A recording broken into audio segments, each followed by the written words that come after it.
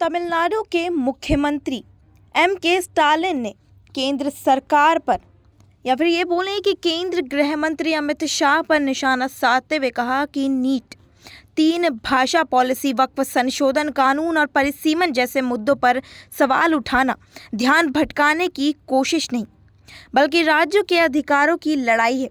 उन्होंने अमित शाह को चुनौती देते हुए कहा कि अगर डीएमके वास्तव में ध्यान भटकाने का प्रयास कर रही है तो अमित शाह को इन मुद्दों पर तमिलनाडु की जनता को स्पष्ट जवाब दे देना चाहिए।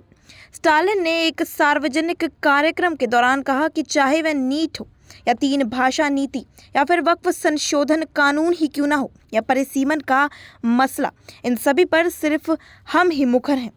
क्या राज्यों की अधिकारों की मांग करना गलत है? उन्होंने ये भी कहा कि तमिलनाडु सिर्फ अपने लिए नहीं बल्कि पूरे देश के लिए या राज्यों के अधिकारों की बात कर रहा है। स्टालिन ने कहा कि सिर्फ अमित शाह ही नहीं बल्कि कोई भी शाह तमिलनाडु पर राज नहीं कर सकता। उन्होंने कहा कि तमिलनाडु दिल्ली के कंट्रोल से बाहर है। साथ ही कहा कि हम आपके द्वारा कानूनी रूप से पैदा की गई सभी बाधाओं को तोड़ देंगे। कार्यक्रम के दौरान सीएम स्टालिन ने कहा कि अमित शाह कहते हैं कि वे 2026 में यहाँ सरकार बनाएंगे, लेकिन मैं उन्हें चुनौती देता हूँ कि तमिलनाडु दिल्ली के सामने नहीं झुकेगा। छापेमारी करने, पार्टियों को तोड़ने और सरकार बनाने का अपना फॉर्मूला तमिलनाडु में काम नहीं करेगा। उन्होंने कहा कि 2026 में केवल द्रविड़ मॉडल की सरकार बनेगी। हम दिल्ली के लिए हमेशा नियंत्रण से बाहर रहे हैं। क्या आप यहाँ किसी को धमकाकर और गठबंधन बनाकर जीत सकते हैं? आप जिसे लाना चाहें ला सकते हैं, हम भी देखेंगे। स्टालिन ने कहा कि मैं पूछना चाहता हूँ कि आपने तमिलनाडु का या फिर ये बोले कि तमिल का अपमान कैसे किया? क्या केंद्र मंत्री धर्मेंद्र प्रधान ने तमिल को असभ्य नहीं कहा था? क्या इसके लिए उन्हें माफ़ी नहीं?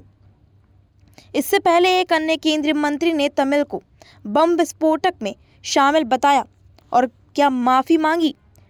क्या आपने और प्रधानमंत्री ने ओडिशा में ये नहीं कहा था कि पूरी जगन्नाथ मंदिर की चाबियां चुरा ली गई है और तमिलनाडु में छिपा दी गई है? स्टालिन ने कहा कि आपने फूट डालो और राज करो नीति अपनाई है, जबकि एक तमिल आईएएस अधिकारी नीव पटनायक के साथ थे तो और पूछ रहे थे कि तमिल कैसे ओडिशा पर शासन कर सकता है। तमिलनाडु के सीएम ने कहा कि आप अपने गठबंधन के बिना आत्मसम्मान वाले लोगों और विश्वासघातियों का उपयोग करके शासन करना चाहते हैं, लेकिन इतिहास पढ़ें। हमारी भूमि आत्मसम्मान, बहादुरी और गौरव से भरी हुई है। हम जानते हैं कि आप हमें धमकाने के लिए क्या क्या इस्तेमाल करेंगे, लेकिन हम झुकने वाले गुलाम नहीं हैं।